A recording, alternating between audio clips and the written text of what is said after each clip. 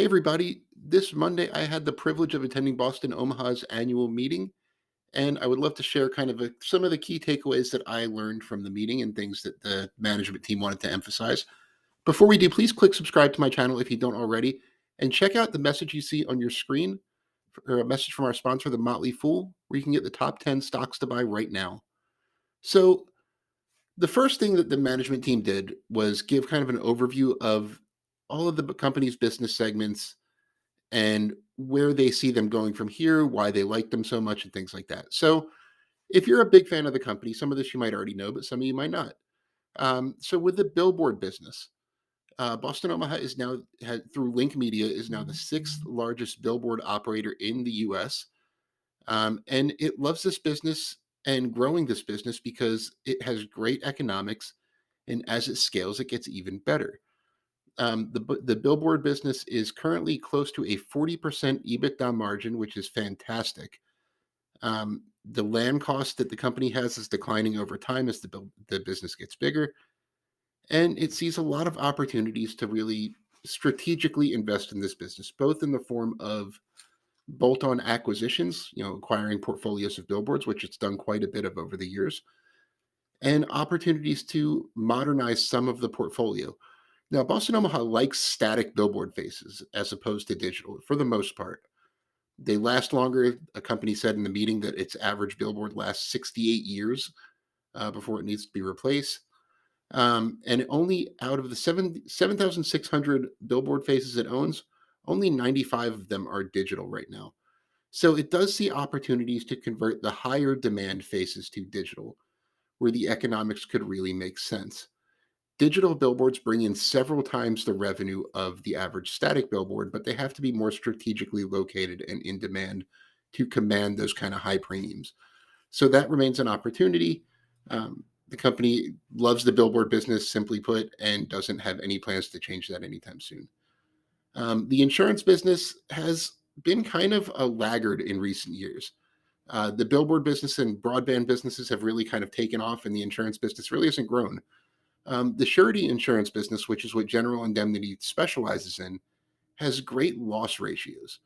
A 14% loss ratio means that out of every $100 that it collects in premium, only $14 of that is going to go to paying claims. In most other property casualty insurance businesses, the loss ratios in the 50 to 80% range are quite common. Some even tend to go higher than that on occasion. This is an extremely profitable insurance business on a loss ratio basis. Boston Omaha has an 83% expense ratio, which is the other cost of insurance, which is very high. That should be closer to the 20% range for a mature insurance company. So the goal is to get that expense ratio down, which would make the business much more profitable. Right now, it has a 3% underwriting margin. It should be many times that if the company can get this ratio down. And management feels like this is kind of the breakout time for its surety business and that it's going to jump to the next level. So this is not just the other business in Boston Omaha in the company's mind. They do think it's still a big growth opportunity. Broadband is its highest gross margin business in the portfolio. Um, in previous quarters, it has operated anywhere from an 80 to 90% gross margin. That's not uncommon for the broadband business. A high capital outlay at first, but very little ongoing expense. It sees this as a big opportunity, and it's where most of its available capital has been going. There's a big opportunity here. Only about half of the homes in the US have fiber infrastructure right now. And the company sees about a 6 to 7 year window of opportunity here. It has a lot more opportunity than it has capital available. So that's a big problem. And I'll talk about what they said about financing in a little bit. But they said they do have a big competitive advantage that they're the only broadband company that is 100% equity financed, meaning it doesn't have any debt on the broadband company level. And it has a lot of relationships with home builders, especially Dreamfinders Homes, which was formerly an investment of theirs. It says it's working with a top 10 home builder. Dreamfinders is, I think, 13 or 14. It's working with another top 10 home builder, and it has 5 home builders it's partnering with altogether to do fiber to home installations. that are done at the time of construction and are included in the homeowner's HOA bill, so guaranteed revenue. Um, Great business to be in. Again, they see more opportunity here than they have capital available. Onto the asset management business. The Built for Rent fund, when I read the annual letter, was somewhat of a disappointment. The company had planned to raise about $100 million of outside capital. It looks like it raised about a quarter of that. And what the management team said was that big investors weren't interested in kind of the complex way they were going to go about built for rent housing. They were going to buy some land, which they already own. They were going to build houses by kind of on a wholesale basis by acting as their own builder and getting rid of the builder markups. And then they were going to construct a built to rent portfolio over time to eventually spin off to a REIT. They were not finding a lot of appetite for that among private investors. So what they decided to do is shrink the fund size down. The fund is still going to own the land. It's still going to own the built for rent operation, but it's not going to own the projects themselves that are being built on the land. Fund investors will get 10% carried interest, meaning essentially a 10% share of whatever profits on any joint venture. And they're going to use that fund as a vehicle to find joint venture projects with interested investors, which they say there is a lot of appetite for. So the original fund is going to stay small. They're going to add joint ventures to it over time. So that brings us to the Sky Harbour investment, which was Boston Omaha's biggest investment yet. They put $100 million of their own capital in addition to being their SPAC sponsor, which Alex Rosick said, by the way, that he will never do a SPAC again. This is going to be their first and last. But for Sky Harbour, they're very excited. This is a quote. They're very excited about their basis and investment in Sky Harbour.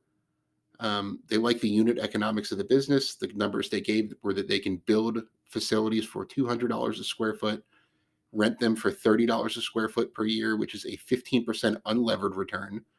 And it can leverage the business safely with public activity bonds, which the company happened to issue before interest rates went up. So they're at 4%. They're very long duration. So finance cost is very low. So with a very reasonable debt to equity ratio, which it has, Sky Harbour can earn a great return on its invested capital. And not only that, but Boston Omaha's management team believes that the market rent for airplane hangars will go up over time, while that financing cost, because it's so long duration, will stay constant. So they still like this business. They were asked a little bit about the volatility of the stock. It's because it's a very low float company. Adam mentioned when the stock briefly jumped to $40 a share shortly after its IPO, and then went down to as low as $3. It's a very thinly traded stock. Only about 1.5 million shares are in the float out of a total of 90 million outstanding. Most of them are insider and Boston Omaha owned. And it also kind of cautioned investors not to pay too much attention to Sky Harbour's SEC filings and the numbers they're putting out, because at this early stage of the game, they don't really have any value. So they still love that investment. They're planning to hold that for the long haul and are excited about where that one's going to go. And then finally, the other kind of theme was about financing in the current market environment. I mentioned the opportunity in fiber broadband greatly exceeds the capital that Boston Omaha has. They mentioned they see up to $1 billion in opportunity to deploy capital in broadband. Obviously, they don't have that. Their whole market cap's about $600 million at the current share price. They also said it's not easy to raise money right now, which shouldn't come as a surprise to most people. They weren't able to really raise a ton for built for rent housing. They, interest rates are high, so debt markets are unattractive, although the company said they will use them at some point. And it's really not a great time to sell new shares. As Adam put it, dilution is very painful at these share prices that we're seeing right now. But the company looks at Boston Omaha Asset Management as an ideal opportunity, kind of as a securitization vehicle for some of their projects. Let outside investors kind of pick and choose these asset level projects, especially on built for rent, and potentially on broadband too, and let them raise capital that way instead of the traditional means. Link Media is adding some debt, they said, but it is staying very conservative compared to some of its peers. And that's kind of the rundown of what I learned at the meeting. There were a ton of questions asked. I can't possibly go over all of them here. But all in all, I left the meeting feeling encouraged and confident in my investment. I have to admit, there have been times, especially after I read the annual letter, where some questions popped into my head. I think management did a good job of addressing all investor concerns. And I learned a lot. I'm a big Boston Omaha fan. I can't wait to see where this company goes over the coming years, and I plan to keep everybody updated accordingly. Once again, thank you so much for joining me. Be sure to click subscribe if you don't subscribe to my channel already. And as always, this video is sponsored by the Motley Fool. Be sure to visit www.fool.com/Frankel to receive the top 10 best stocks to buy now.